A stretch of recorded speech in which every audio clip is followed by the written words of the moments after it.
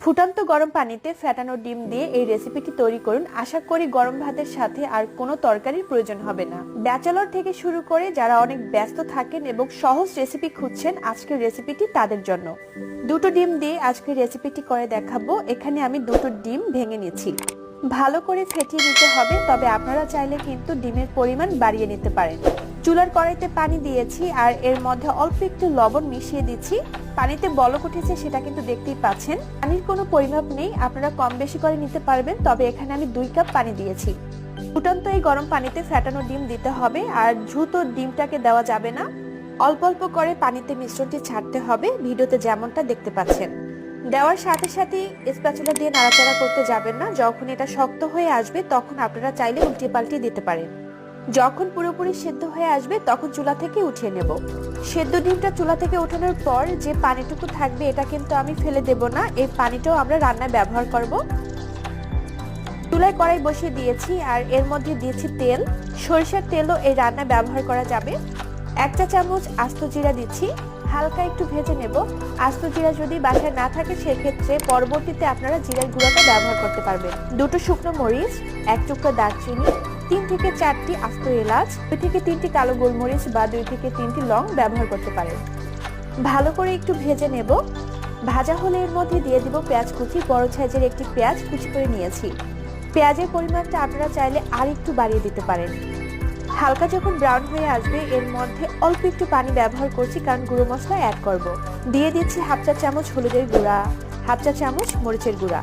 ঝালটা নিজেদের পছন্দ অনুযায়ী ব্যবহার করতে পারবেন, আবার এখানে চাইলে কাঁচা মরিচটাও ব্যবহার করতে পারেন। এখানে 1/2 চা চামচ ধনিয়ার গুঁড়া ব্যবহার করছি, আপনারা চাইলে এটা স্কিপ করতে পারেন। একটু কষানো হলে এর মধ্যে দিয়ে দেব 1/2 চা চামচ আদা বাটা, 1/2 চা চামচ রসুন বাটা। পেঁয়াজ কুচির পরিবর্তে পেঁয়াজ বাটাটাও ব্যবহার করা যায়, তবে পেঁয়াজ কুচি দিয়ে রান্নাটি সবথেকে মজার হয়। মশলা ভালো করে কষিয়ে নেব।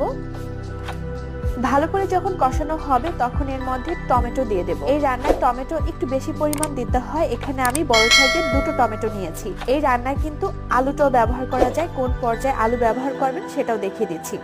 নেড়েচেড়ে ভালো করে মশলার সাথে টমেটো কষিয়ে নেব। মনে রাখবেন, যে কোনো রান্নায় যত ভালো করে কষাবেন তরকারিটা খেতে ততটাই মজার হয়। অল্প একটু লবণ দিচ্ছি। এই পর্যায়ে সাবধানতার সঙ্গে লবণটা দেবেন, কারণ ডিম সেদ্ধর সময়ও আমরা লবণ ব্যবহার করেছি। ঢাকনা দিয়ে ঢেকে টমেটো সেদ্ধ করে নেব। টমেটো পারফেক্টলি সেদ্ধ হয়ে গিয়েছে আর এই পর্যায়ে আপনারা ছোট ছোট আলুর টুকরো ব্যবহার করতে পারেন। আলু দিলে সেটাকেও আবার ভালো করে কষিয়ে নিতে হবে আর অল্প একটু পানি ব্যবহার করতে পারবেন। সেদ্ধ করা ডিম দিয়ে দিচ্ছি। অনেকেই হয়তো মনে করেন পানিতে ডিম সেদ্ধ করা হলে ডিমের পুষ্টিগুণ নষ্ট হয়ে যায়। এমনটা ভাবার কোনো কারণ নেই, কারণ এখানে আমরা পানিটাও ব্যবহার করব।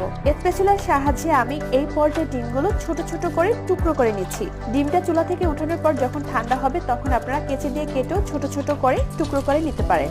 টমেটোর সাথে ডিমটাকেও ভালো করে কিছুক্ষণ কষিয়ে নেব। টমেটোর মতো সব জাতীয় যে কোনো সবজি আপনারা এখানে ব্যবহার করতে পারবেন, যেমন ক্যাপসিকাম। বাসায় ধনিয়া পাতা না থাকার কারণে এই রান্নায় ব্যবহার করতে পারিনি, আপনারা অবশ্যই ধনিয়া পাতা ব্যবহার করবেন।